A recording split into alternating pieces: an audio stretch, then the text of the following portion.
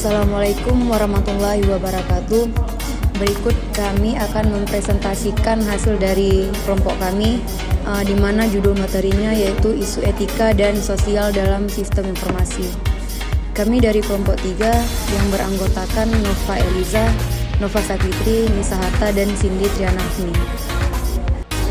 Baik, yang pertama kami akan membahaskan tentang ethical, social, and political issues. Penargetan perilaku sasarannya adalah privasi. Penargetan perilaku memungkinkan bisnis dan organisasi lebih tepat menargetkan demografi yang diinginkan. Google menggunakan file pelacakan untuk memantau aktivitas pengguna di ribuan situs. Bisnis memantau aktivitas di situs mereka sendiri untuk lebih memahami pelanggan. Di sini menunjukkan peran IT dalam mengaktifkan dan mencegah pembajakan konten dan mengilustrasikan nilai produk baru yang mendukung IT untuk melawan daya tarik konten bajakan. Di sini ada 2 kasus terbaru tentang penilaian etis yang gagal dalam bisnis. Yang pertama ada General Motor, Bank Berkeley, GlaxoSmithKline, dan Walmart. Yang kedua, di banyak sistem informasi digunakan untuk mengubur keputusan dari pengawasan publik. Selanjutnya etika. Etika ini merupakan prinsip benar dan salah bahwa individu bertindak sebagai agen moral bebas, digunakan untuk membuat pilihan untuk membimbing perilaku mereka. Sistem informasi dan etika ini menimbulkan pertanyaan etis baru karena mereka menciptakan peluang untuk perubahan sosial yang intens, mengancam distribusi kekuasaan, uang, hak, dan kewajiban yang ada, serta jenis kejahatan baru. Selanjutnya, sebuah model untuk berpikir tentang etika, sosial, dan politik, di mana masyarakat sebagai kolam yang tenang. IT seperti batu yang dijatuhkan di kolam, menciptakan riak situasi baru yang tidak tercakup oleh aturan lama. Institusi sosial dan politik tidak dapat merespon dalam semalam terhadap riak-riak ini. Mungkin diperlukan waktu bertahun-tahun untuk mengembangkan etiket ekspektasi hukum. Membutuhkan pemahaman tentang etika untuk membuat pilihan di wilayah abu-abu secara hukum. Berikut ada gambaran informasi, teknologi, and sistem. Pengenalan teknologi informasi baru memiliki efek riak, meningkatkan isu-isu etika, sosial, politik baru yang harus ditangani pada tingkat individu, sosial, dan politik. Isu-isu ini memiliki 5 dimensi moral seperti yang ada di gambar ini. Yang pertama ada hak dan kewajiban informasi, ada hak kewajiban properti, kualitas sistem, kualitas hidup, dan akuntabilitas dan kontrol. Selanjutnya ada 5 dimensi moral dari informasi usia. Yang pertama ada hak dan kewajiban informasi, yang kedua ada hak dan kewajiban properti, yang ketiga ada akuntabilitas dan kontrol, yang keempat ada kualitas sistem, yang kelima ada kualitas hidup. Selanjutnya tren teknologi utama yang meningkatkan isu etis itu ada 5. Baik, yang pertama itu penggandaan daya komputer. Penggandaan daya komputer di sini lebih banyak organisasi bergantung pada sistem komputer untuk operasi kritis. Yang kedua ada biaya penyimpanan data menurun dengan cepat. Di sini organisasi dapat dengan mudah mengelola database terperinci pada individu. Yang ketiga, kemajuan jaringan dan internet, yaitu menyalin data dari satu lokasi ke lokasi lain dan mengakses pribadi dari lokasi terperinci jauh lebih mudah. Yang keempat, kemajuan dalam teknik analisis data, yaitu pembuatan profil. Pembuatan profil yaitu menggabungkan data dari berbagai sumber untuk membuat berkas informasi rinci tentang individu. Yang kedua, kesadaran hubungan yang tidak jelas, yaitu NORA, menggabungkan data dari berbagai sumber untuk menemukan koneksi tersembunyi yang mungkin membantu mengidentifikasi penjahat atau teroris. Yang kelima, pertumbuhan perangkat mobile, yaitu pelacakan setiap ponsel. Berikut ini gambaran teknologi NORA. Teknologi NORA ini dapat mengambil informasi tentang orang-orang dari sumber yang berbeda dan menemukan hubungan yang tidak jelas. Mungkin akan ditemukan, misalnya, bahwa pelamar pekerjaan di kasino membagikan nomor telepon dengan seorang kriminal yang diketahui dan mengeluarkan peringatan kepada manajer perekrutan. Yang kedua, Principle to Guide Ethical Decision. Konsep dasar untuk analisis etika. Yang pertama, tanggung jawab, yaitu menerima potensi biaya, tugas, dan kewajiban untuk keputusan. Yang kedua, akuntabilitas, yaitu mekanisme untuk mengidentifikasi pihak yang bertanggung jawab. Yang ketiga, kewajiban, yaitu mengizinkan individu dan perusahaan untuk memulihkan kerusakan yang terjadi pada mereka. Yang keempat, proses hukum, yaitu hukum dikenal dan dipahami dengan baik dengan kemampuan untuk menarik otoritas yang lebih tinggi. Kemudian analisis etika 5 langkah. Yang pertama, mengidentifikasi dan menggambarkan fakta dengan jelas. Yang kedua, mendefinisikan konflik atau dilema dan identifikasikan nilai-nilai tingkat tinggi yang terlibat. Yang ketiga, identifikasi pemangku kepentingan. Yang keempat, identifikasi opsi-opsi yang dapat Anda ambil secara wajar. Yang kelima, identifikasi konsekuensi potensial dari Anda pilihan. Selanjutnya, prinsip-prinsip etika kandidat. Yang pertama, peraturan emas, yaitu lakukan kepada orang lain seperti yang Anda ingin mereka lakukan kepada Anda. Yang kedua, imperatif kategoris Immanuel Kant, yaitu jika suatu tindakan tidak tepat untuk dilakukan semua orang, itu tidak tepat untuk siapa saja. Yang ketiga, aturan perubahan Descartes, yaitu jika suatu tindakan tidak dapat dilakukan berulang kali, itu tidak benar untuk mengambil sama sekali. Yang keempat, prinsip utilitarian, yaitu ambil tindakan yang mencapai yang lebih tinggi atau lebih besar nilainya. Yang kemudian, prinsip penghindaran risiko, yaitu ambil tindakan yang paling sedikit menimbulkan bahaya atau biaya potensial. Selanjutnya, aturan etis, yaitu tidak ada makan siang gratis.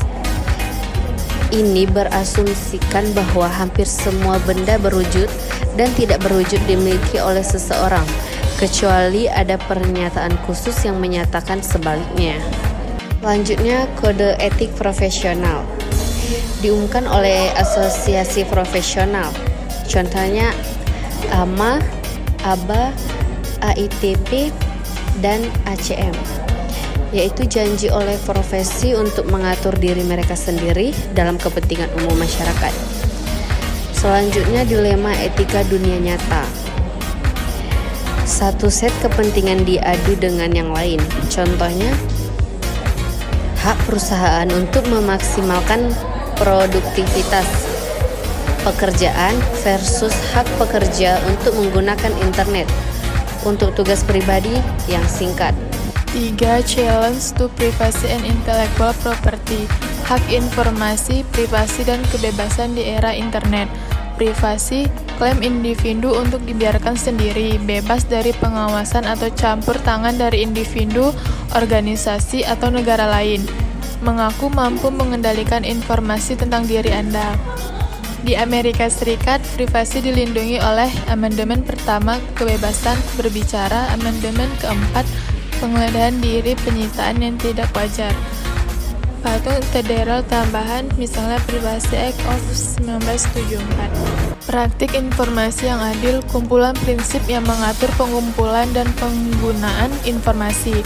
Dasar hukum privasi AS dan Eropa yang paling utama berdasarkan mutualitas kepentingan antara pemegang rekor dan individu.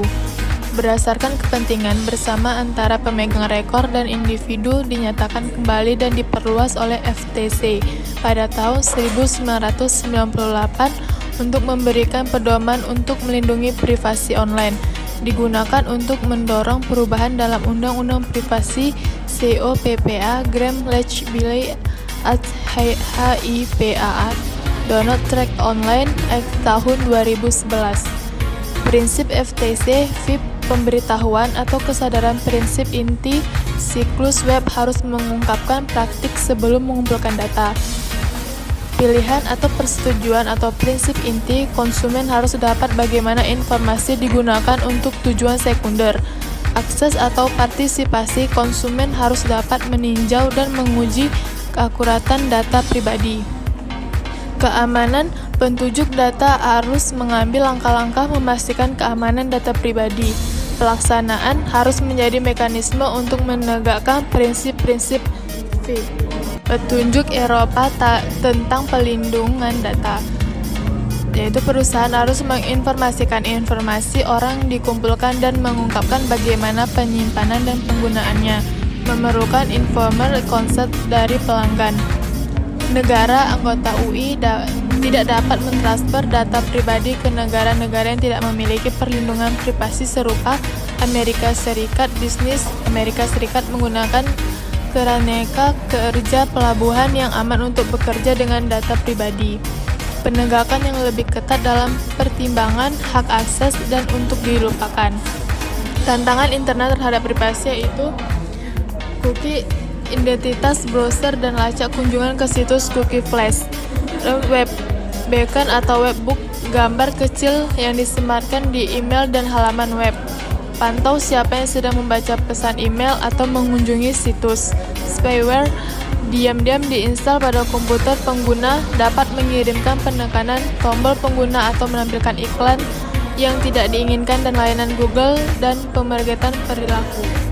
Gambar di samping cookie ditulis oleh situs web pada hard drive pengunjung.